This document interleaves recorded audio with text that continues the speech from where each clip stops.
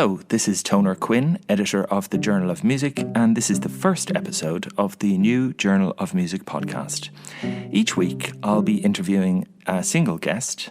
I'll be asking them about their life in music, and we'll also discuss some of the wider issues in music. My first guest is Philip King, creator of the Other Voices television series, musician, broadcaster. We talk about the ideas behind Other Voices, about the role of music in society, and about Philip's own musical background. Here's the interview.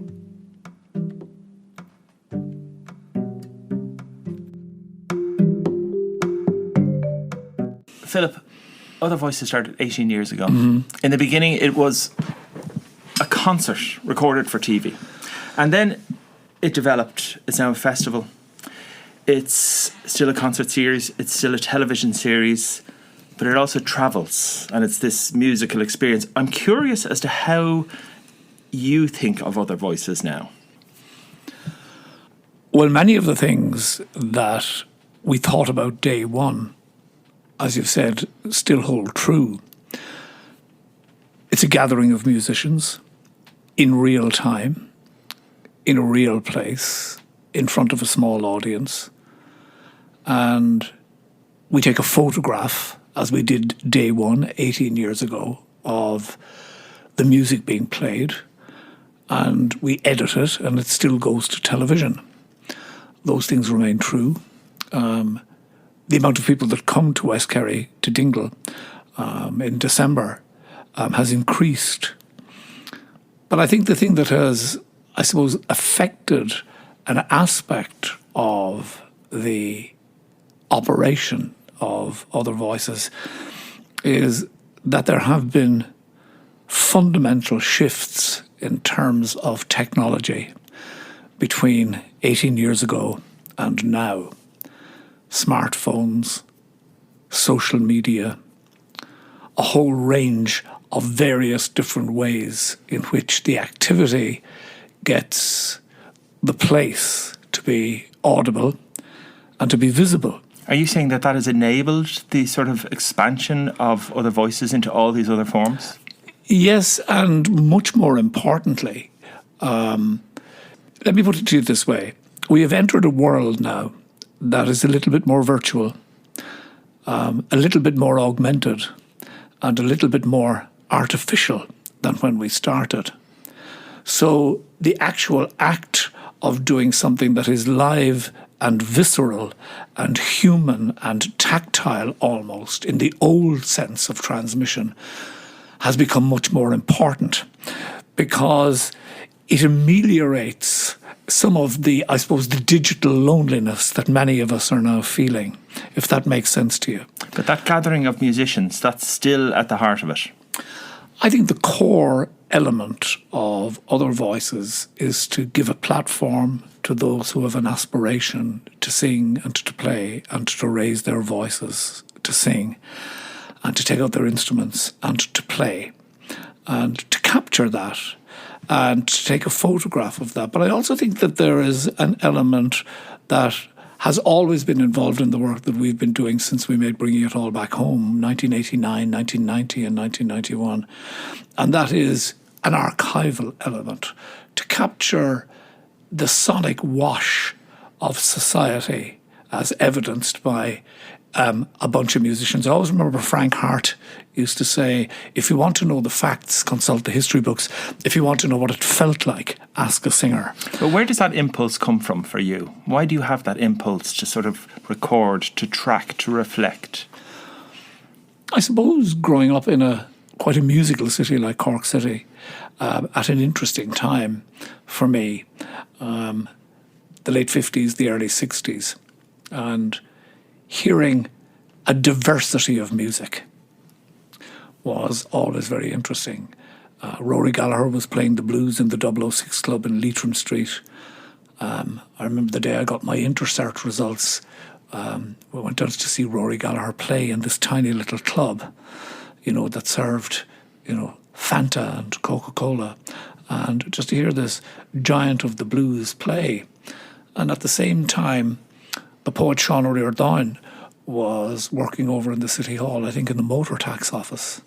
And at the same time, Sean O'Riordan's mother, Mrs. Reedy, was living in Dorgan's Road, up the road from where I grew up.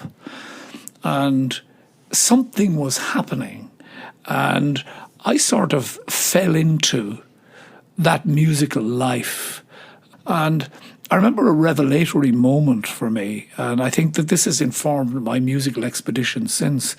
I remember my father coming home on a bike and taking a brown paper parcel into the house and unwrapping it.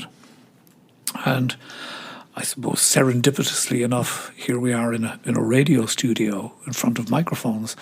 And what he unwrapped was a radio. And, I've often said this.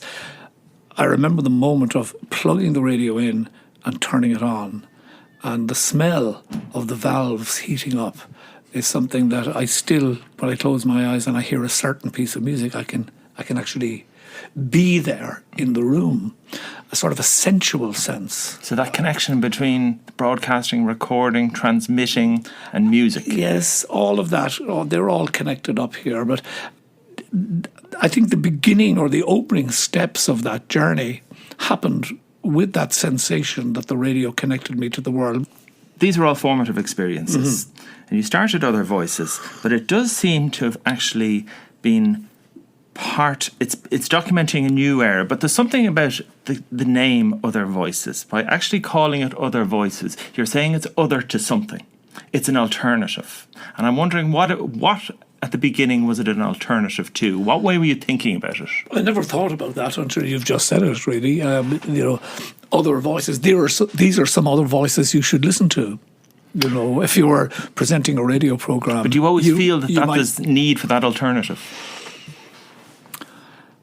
Probably, yes. I think that I think there is a sort of, I suppose, a responsibility, really, that if you hear something, sharing it is sort of nice.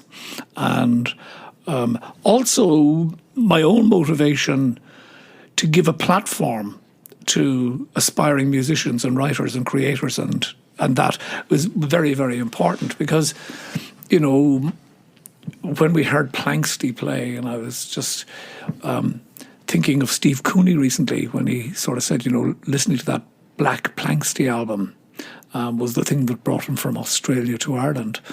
And I remember seeing Planksty play in the City Hall in Cork, probably their second or third show. They were supporting Donovan. And we all left the Phoenix Bar and went over there and sat in the back row. And that sensation, if you like, of introducing new voices. But that sensation also of something that happened that night, which I won't ever forget, was that when the Raggle Taggle Gypsy finished and Liam played Tour Them the Love, there was almost that sensation of everybody putting their hand up and saying, that's ours. There was that moment of recognition of, in a cool rock and roll world, here was something that was ours, of ourselves, that was cool and delightful. And do you feel Other Voices has to do that? It actually has to, you're presenting these artists, a lot of them new young artists. That's right. And presenting them to ourselves as our own. Is that important to you? I think it is, yeah. I mean, I think that, to go back to Frank Hart's notion, which I fully agree with, that there are the facts and there are the feelings. And I think one of the most eloquent representations of the feelings of the next generation of people is evidenced in their music. And is that what you look for when you're selecting artists for Other Voices? Well, there are a big team of people who do that now. And how many are there? The crew in Dingle this year was 135 people. Right. to put this thing together. Right. And the number of people who are actually programming the music? Well, there would be maybe 3 key people, who, led by Aoife Woodlock, who would go through that process. And would you define the overall aesthetic that you're looking for, the music you're looking for? No, I think that would be the wrong thing to do. I mean, what was it Fionn McCool said? The best music is the music of what happens. And what is that? What are you looking for in that experience in St. James's Church or wherever you are? I don't know, really, and I'm not being evasive. It's if you create the circumstances and you create the production value and you create the room It is then up to the musician to come in and do what it is they do. And we never, ever try to be prescriptive and say, I want you to play that, or this is what I want you to do. Here, come and do what it is that you do. And that's been very important for us. Are you trying to keep a certain risk-taking element to the performance? Yeah. I mean, being risky is, I think, very important. Very, very important. But the artists that you've chosen over the years, I remember the first album when it dropped through, The Letterbox, Other Voices 1. Yes. And you had voices like Damien Dempsey, Damien Rice. That's right. Singing with Lisa Hannigan. Emma Tinsley, yeah. But there is a consistency in the style of music and the voices. I mean, it spreads out. There's traditional music, there's rock, there's rap, but there's something at the core of it. There's a sort of other voices aesthetic at this stage. Yeah, and it's very hard to define what that is, and we're almost led by the music itself. You know, it finds its own way. And there is something about West Kerry as well, Toner. You know, there's something about the attractiveness of West Kerry. And to go back in my own life, you know, I mentioned Sean O'Riordan a little earlier on, and I always remember, you know, growing up in Cork, I went to an Irish-speaking school, and I was listening to Irish music, and I was listening to rock and roll and a whole load of other things, as I've mentioned. But there was that thing as well about the language and the music, and that orientation towards the West, that orientation towards West Kerry for us in Cork in particular, because I suppose in the university in Cork where I ended up, you know, with people like Liam O'Murla, sadly no longer with us, and, you know, Gabriel Rosenstock and Nolan Egonal and that Inta generation of poets. I like the peripherality of it. I like the edginess of it. I like the wildness of it. And I love the music of the place. I wrote recently, I was at Other Voices Belfast, and I wrote that if Other Voices had started in Dublin, I don't think it would ever have left, because it would have been at the centre. And I'm wondering, what do you think of that? Would you agree with that? I would agree with that, yeah. I don't think we would have... If we had continued to live in Dublin, we wouldn't be doing Other Voices now. It grew from, in a very ordinary, simple sort of way, like most good ideas are. You know, somebody said, wouldn't it be very good to invite Damien Dempsey and Damien Rice and whatever. And of course it has to do with the radio as well. The radio seems to connect me to everything really, one way or the other. Yeah. But the Other Voices then festival, the impact that has on Dingle Town. I've been down there, and I've seen it come alive. Yeah. And I've seen, you know, the arts, music, arts having a huge economic impact. It does. On this town. And then I hear all these debates all the time about support for the arts. And it's always disconnected from the economics of it. Or it's not disconnected from the economics, but there's an assumption that the arts and culture, you know, they need to be supported, but they don't have much of a return, so to speak, apart from something sort of more cultural, but not necessarily economic. What do you think of that? Well, I think you raise a very, very interesting and complex point with that notion. And let me put it to you like this. You know very well that I sat on the Arts Council for 7 years, and we worked together, you know, around the traditional arts piece. And I remember many reports being written at the Arts Council where the question around the table would be, how can we make a more coherent and cogent case for the support of the arts? And how can we convince the Exchequer that it would be both wise and strategic to invest in the arts? And a report would be written, and you'd read the executive summary and you'd say, gosh, here it is at last in black and white, right? For every euro invested in the arts, the return is €11.50. And then somebody would run hotfoot from Merrion Square, up Merrion Street, up the steps of the Department of Finance, and say to the Secretary General in Finance, look, here it is in black and white. The Secretary General would take the report and say, thank you very much.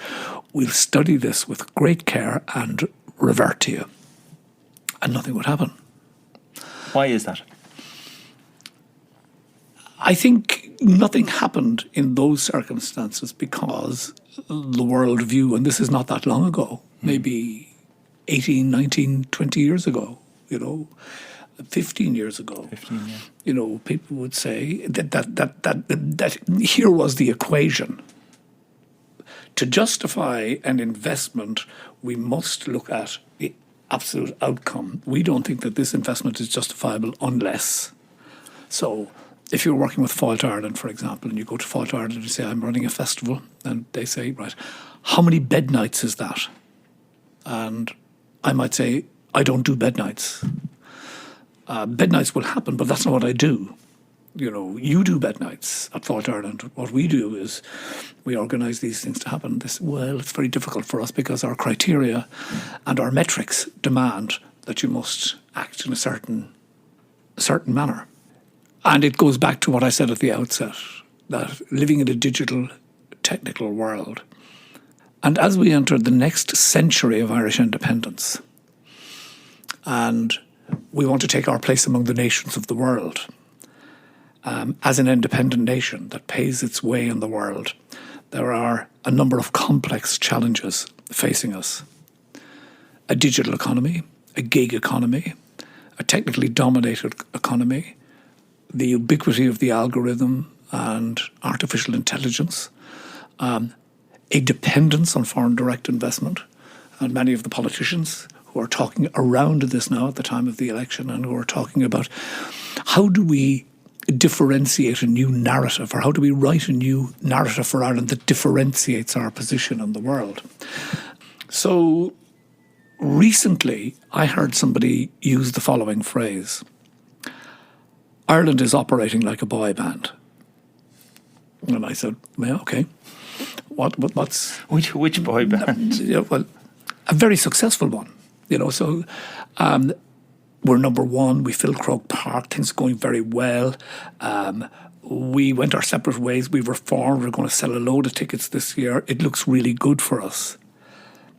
But we're actually owned by Simon Cowell. Right. Or we're owned by somebody else. Right. And somebody said, would it not be important for us to consider that what we really need to do is to create the conditions where we grow, own, and monetize our own intellectual property, so as that we might have a wealth proposition that would address health, housing, and education? And I said, that's very, very interesting. Well, what does that look like? Hard to say what it looks like, but just let me continue for a moment, because there is a sort of a cyclic nature to these things. And it takes me to this, that when we talk about the evaluation of the investment, right? Somebody else said to me recently, said, there's no metric for the priceless, right? So as we head out into a new and uncharted territory, north-south, and particularly east-west, what about our independence here? Right? What are we about? So how do we make ourselves or get ourselves to a place where we may be independent? So if you bear with me for a second. Yeah. When we made Bringing It All Back Home, I realised something that I never really fully understood. As a young fellow growing up in Cork, looking out and seeing Cove and Queenstown Quay and the economic migrants that left Ireland. When we left here, and we look at the images of ourselves as we left here, we could say we carried nothing of value, right? We had no bag and baggage. We had no material wealth. And if you were being unkind, you might say we were worthless. But when we unpacked our emotional baggage, and when George M. Cohen met Irving Berlin, who came as an economic migrant from Eastern Europe, from a Jewish shtetl, and you see that Jerome and Schwartz, the people that wrote My Irish Molly-O, wrote a song called If It Wasn't for the Irish and the Jews, we realised that the music business was formed. The music business. From that wave of immigration. Tin Pan Alley, which became one of the biggest industries, one of the most valuable and lucrative industries that the US ever produced. And second of all, it became the most influential tool in the acculturation of people to the notion of America. Because when I was a kid and I turned on my radio and I heard Elvis Presley, I bought myself a denim jacket. I drank Coca-Cola, you know what I mean? And contributing to the economy.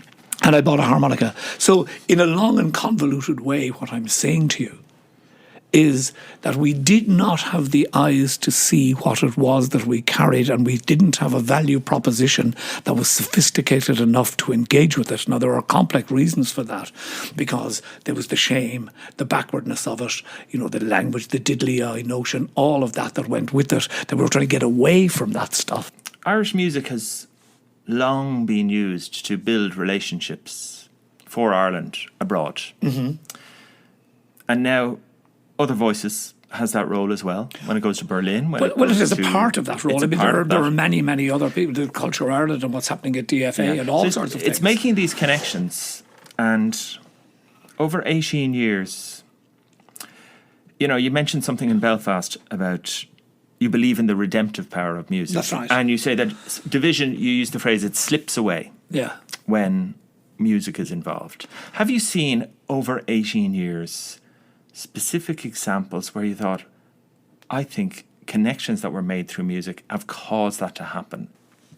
There are a number of them, and I think I'll just speak specifically about one of them because I've just come from Ballina, and we're going to do Other Voices in Ballina on the 28th and 29th of February. And the English band Elbow are going to come and play. And I remember Elbow coming to Dingle first, and it was 2 years before The Seldom Seen Kid was a huge hit record for them in the UK, and we really liked their music, and we got on very well.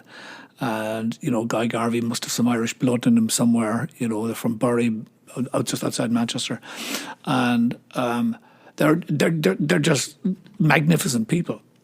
And when they had their big hit, they said, there is no other place other than Dingle that we would like to come back to celebrate the best year we've ever had in our musical career. Right. And they did. And now here at a time when I suppose the engagement with our nearest neighbour to the east has been, I think you could safely use the word adversarial in the context of Brexit, and maybe so again. That, and to go back to the phrase I used earlier on, that emotional lens that through which we engage with one another can be mediated, I think, in a very, very powerful and effective way here. So in answer to your question, yes, when musicians from different places get together, and I love that sort of, use I suppose almost a diplomatic term, but the bilateralism that was involved with, and continues to be involved in aspects of Other Voices, is that when you get people to do things together, you find ways to create the conditions where some collaborations might happen. I want to ask about your own music. Yeah. And, I'm curious, imagine Scullion in the 80s, for example. Yeah. What impact would Other Voices have had on Scullion if Other Voices had existed then? Or were there similar platforms? I think there was a variety of different platforms. At that time, I can't really think of them. Certainly on radio there were. And on television there were probably a lot more outlets than there are now. Right. In terms of music on television right now, there's not a lot of option. You mean it was easier to get on television as a young band in the 80s? Well, yeah, Jerry Ryan and those sort of people were doing television programs, and there was Dave Fanning had a television show, and they don't exist now in those in that sort of tight schedule. So I suppose if something like Other Voices had existed back then, would have been ideal place for an aspiring bunch of sort of musical miscreants to sort of find their way. And again, I suppose the musical concoction that was the original Scullion had, Jimmy O'Brien Morn, a flat set piper, from Waterford, and contributions from Peter Brown, and then Greg Boland, who certainly was probably listening to more, I would say, Chick Corea and Weather Report and George Duke and all of that. Yeah, it started. And Sonny, who had come from his own, I suppose his own songwriting really was forming and shaping. Can I ask though about another comparison between then and now? I'm curious, Scullion, your first album, it was quite folk, and then in the 80s there was sort of a rock and pop element at it. Yeah. But I'm curious about your songwriting back then and what you as a group of musicians were saying. And then you hear all these new artists arriving today through the platform of other voices. Yeah. David Keenan, Junior Brother, and you hear them speaking. Yeah. What is the difference between what they're saying today and what you were saying back then? Well, what we were saying back then was relevant to the time out of which it came, because music must, I think, to be valid, have some sort of sense of its own time and its own place. And I think Junior Brother definitely has that. There's a sort of an angst and anxiety. And I used the phrase digital loneliness a little earlier on. And I sat next to him recently. I did a couple of hours live radio programme from West Kerry on the South Wind Blows on RT Radio 1. And he was sitting next to me. And, he played some exquisite music on the guitar, a beautiful guitar player, and knows the tunes upside down and inside out. He told me his favourite album is The Woman I Love So Well, the Planksty record, which happens to be one of mine as well. And then there is this voice which probably owes something to Kevin Coyne and Ivor Cutler and some very, the Incredible String Band certainly in there at its most obtuse. But is what they're articulating, are they articulating the digital loneliness that you call? Is that what you hear? I certainly feel there are aspects of that in it.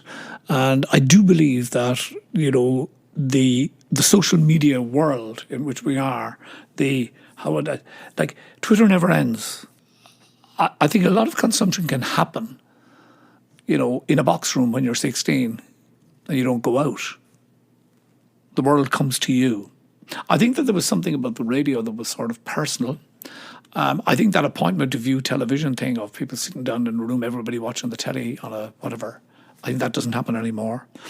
Do you miss that? But I'll tell you where it does happen. And, when people gather together to sing and to play, and you'll know this from a session player, playing in a session, where the exchange happens, something very human happens in that exchange. And that seems to be stronger than ever. That seems to be stronger than ever. Which is extraordinary. But I think that that's what we have in Ireland.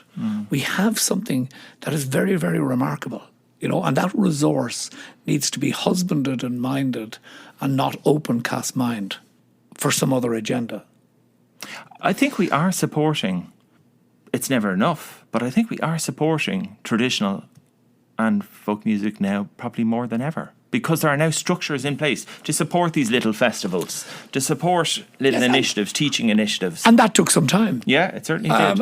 And it's there, and it's I would agree with you. I think it's absolutely wonderful to see. Yeah. Can I ask about your personal highlights over many years of other voices? When you think of other voices and there was certain moments certain performances you think of, does anything come to mind? Well, there are a number of key ones, really. I remember the National came to play at Other Voices in Dingle. It was very snowy and very, very, very cold. And they played in the Olympia Theatre the night before, but their plane was meant to land in Dublin that day, but in fact it was diverted to Shannon because of the snow. And so they arrived in Shannon, got in a bus, went to Dublin, did the gig, got in another bus and drove to Dingle, right? And arrived, and High Violet had just come out and they played the whole thing, to 100 people in the church with the snow outside. And it was... What was it about the performance? It was just vigorous and alive and charming and exceptional musicality. The twins, the Desner twins, very brilliant musicians. and they loved the place. They all changed their itinerary so they could stay for another couple of days and didn't want to move. So, I mean, that was absolutely fantastic. And then the Amy Winehouse piece, of course, was just, she flew into Cork and arrived into Dingle. And I remember she hopped out of this tiny, tiny, tiny little girl, really, with her beehive hairdo sort of like falling off to one side, and a very strong East End accent. And John Kelly sat down and had a conversation with her after she sang. And of course, after she sang, I mean, it was just revelatory. It was something else. The drummer didn't make it, right? So there was a bass player and a guitar player and her. So there was nothing, just to talk music for a second, there was nothing to keep her square. There was nothing, you know. It was free. I mean, that version of Back to Black, which is out there, and we did a film afterwards, subsequently for the BBC, for Arena, for Anthony Wall, called The Day She Came to Dingle. But there was just something about the way she inhabited a song that was complete. And she reminded me of what we say in our tradition about great singers. You know, the song sang her. She didn't sing the song. On the subject of singing and songs, you were recording with Scullion again recently. Yeah. What do you try to write about? What are you trying to say in your lyrics?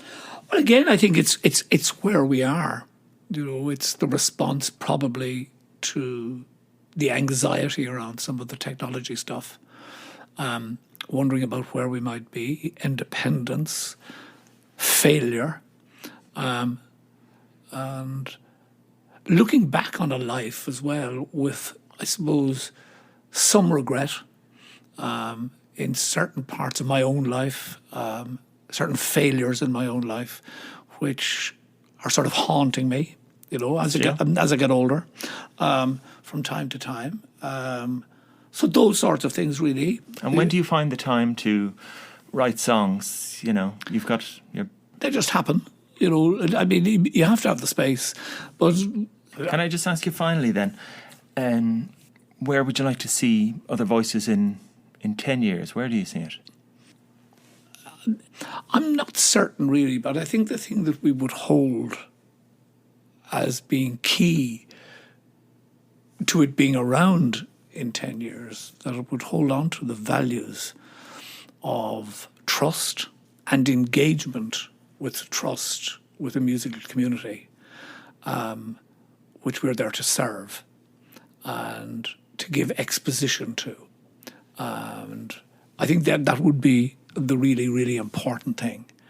And that it would, you know, make us audible and visible in the world, but that we would hold on to the human, visceral, tactile engagement that happens when people sit down to sing and play together, and that those magic moments are possible. Philip King, thank you very much. You're very welcome. Thanks for listening to the Journal of Music podcast. You can subscribe on Apple Podcasts or Spotify, or follow us on Soundcloud. This episode was presented by Toner Quinn and produced by Shannon McNamee. Thank you to Flirt FM at the National University of Ireland in Galway, where these podcasts are recorded. For more on the Journal of Music, visit journalofmusic.com.